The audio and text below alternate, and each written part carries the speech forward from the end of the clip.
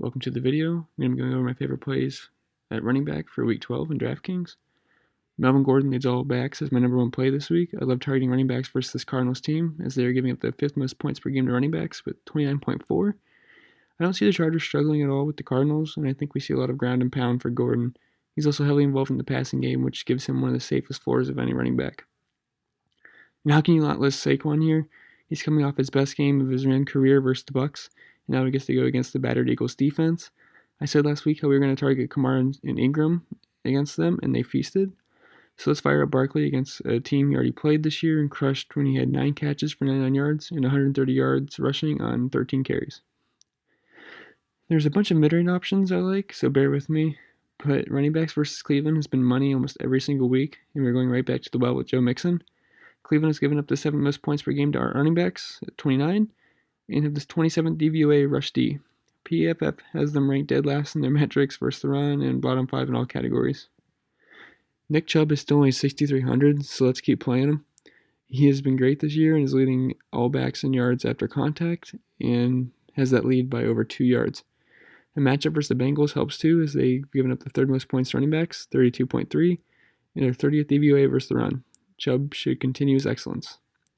James Conner had a disappointing game versus the Jags last week and had a big drop to win the game for the Steelers.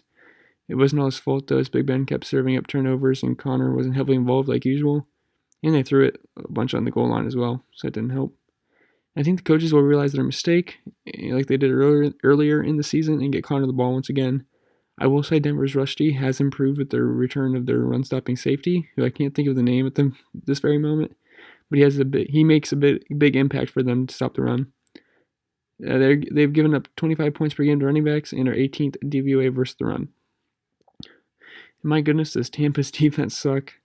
They lost their best linebackers 2 weeks ago, and it showed last week with Barkley.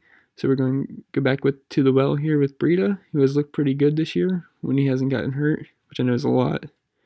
But with Mostert gone, it's Breida's backfield as Alfred Morris is really a non-factor these days.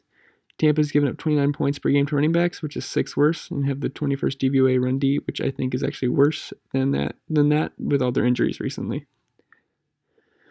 Last up is Marlon Mack. Ever since he's been healthy, he's been putting up great numbers in this Indy backfield. The Colts offensive line has gone from worst to first in the matter of a year, and it's been great for Luck and Mack owners.